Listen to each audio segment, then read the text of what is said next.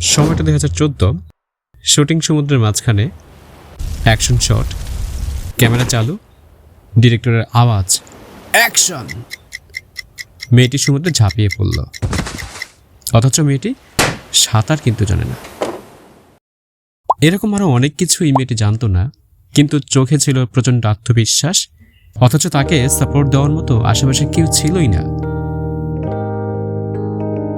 তবু হয়তো দিল্লির ডিপিএস এর ক্লাসরুম থেকে বিটেক ইঞ্জিনিয়ারিং ডিগ্রির ভিড়ে একটা মেয়ে স্বপ্ন দেখেছিল, লাইট, ক্যামেরা, অ্যাকশন। কৃতি সেনন নয়াদিল্লির একটি মেয়ে, মা হচ্ছে ইউনিভার্সিটির ফিজিক্সের অধ্যাপিকা, বাবা চার্টার্ড অ্যাকাউন্টেন্ট। বাড়িতে স্টারডমের কোনো গন্ধই নেই, ফিল্মি ব্যাকগ্রাউন্ড নেই, নেই কোনো godfather. School DPS, R K পুরম, college engineering. হ্যাঁ, বলিউডের অন্যতম স্টাইল আইকন আসলে একজন বিটেক ইঞ্জিনিয়ার। কিন্তু বাকি সবাই যখন চাকরি খুঁজছিল, কৃতি তখন নিজের মাথায় অন্য হিসাব কষেছিল। তাই সব হিসেব নিকেশ শেষে মডেলিংয়ে ঢুকলো। এই ব্র্যান্ডিং শ্যুটের মাধ্যমেই নিজের ভাগ্য নিজে লিখতে যাওয়া এই মেয়েটি বলিউডের দিকে হাঁটতে শুরু করলো।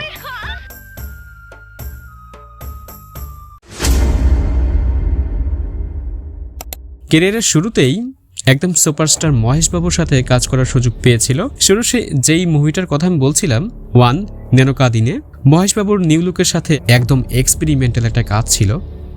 তখনকার সময় তেলুগু ইন্ডাস্ট্রি এই মুভির জন্য প্রস্তুত ছিল না, তাই এই মুভিটি অসাধারণ হলেও বক্স অফিসে খুব একটা চলে নাই। তাই কৃতির প্রথম মুভিটি বক্স অফিসে ব্যর্থ হলেও হিরোপন্থী দিয়ে পেয়েছিলেন আকাশচুম্বী পরিচিতি। মেয়েটি যে বলিউডের একজন প্রতিষ্ঠিতশীল বলিষ্ঠ অভিনেত্রী হিসেবে নিজেকে দাঁড় করাবে, এমন চিন্তা কি করেছিল? অবশ্য তার আদর্শ তখন লিখেছিলেন, এই মেয়েটির মধ্যে একজন ভবিষ্যতের তারকা হওয়ার ছাপ আছে। কিন্তু অনেক ক্রিটিক্সই অভিনয় নিয়ে সমালোচনা করেছেন। তাই তো দু চায় দিলওয়ালের পর একটা লম্বা ব্রেক নিয়ে মেয়েটি ফিরে এসেছিল অভিনেত্রী হিসেবে। মুভির নাম রাপ্তা। কিন্তু মুভিটি ভালো না হওয়ায় বক্স অফিসে খুব একটা চলে নাই। তবে এই মুভিটি থেকেই অভিনেত্রী কৃতি সেননের অভিনয় যাত্রা শুরু হয়েছিল। এবার আসুন নায়িকা নয়, বরং অভিনেত্রী কৃতি সেননের ক্যারিয়ারের 21টি মুভি থেকে সেরা 5টি মুভি।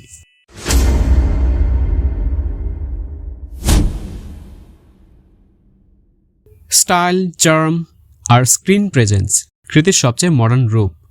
একটা মুভি যখন রোবোটিক ইমোশন আর মানবিক ভালোবাসার গল্প হয়ে যায়, তখন পুরো দায়িত্বটা এসে পড়ে সেই অভিনেত্রীর ভিতরে। কৃতির জেন রোলে ছিল এক অদ্ভুত ম্যাগনেটিজম, চোখের ভাষা, শরীরী এক্সপ্রেশন আর প্রযুক্তির ভিতর আটকে থাকা একটা বিকশিত আবেগ ছিল। বক্স অফিসে স্মার্ট হিট, আর কৃতি প্রমাণ করলেন তিনি কমার্শিয়াল মুভির এখনকার নতুন মুখ।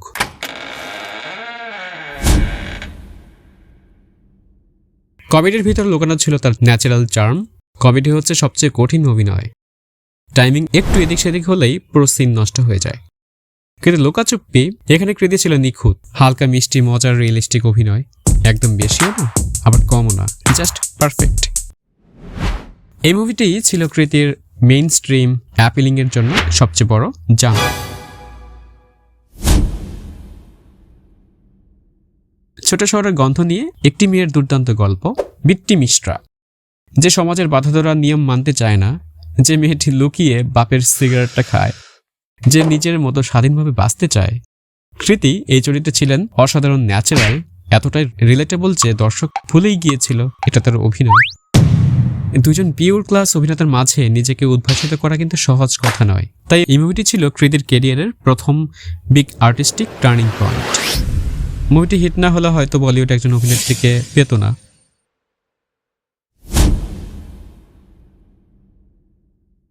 এজন্য কৃতির ভিতরে নতুন ঝড়, broken, intense, confused, mad, magnetic, aggressive, মানে পুরো একটা ম্যাডনেস। এই মুভিতে কৃতি দেখিয়ে দিয়েছেন পর্দায় তার দুর্দান্ত উপস্থিতি। এখন তো শুধু অভিনয় সীমাবদ্ধ নয়, এটা পিওর ইম্প্যাক্ট। ইমোশনাল মুহূর্তে তীক্ষ্ণ, রোমান্টিক দৃশ্যে চার্মিং, আর ব্রোকেন মুভমেন্টে অদ্ভুত রকম শক্তিশালী অভিনয় ডেলিভারি করেছেন। ধানুষ কৃতি মানে দুই ন্যাশনাল উইনার অভিনেতা অভিনেত্রীর ইম্প্যাক্টফুল অভিনয় দেখতে চাইলে এই মুভিটি হচ্ছে সেরা এক্সাম্পল।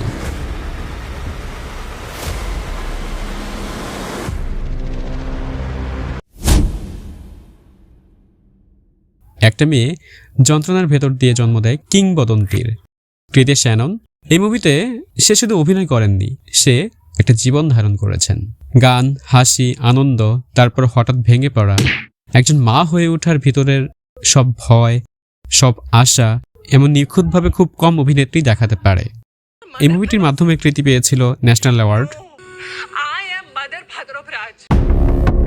বলিউডে যখন অভিনেত্রীর সংকট, তখন কৃতি নিজ যোগ্যতায় সে আজ নিজের জায়গা নিজেই বানিয়ে নিয়েছে। কোনো গডফাদার নয়, কোনো শর্টকাট নয়, শুধুই পরিশ্রম, প্রতিভা আর সাহস।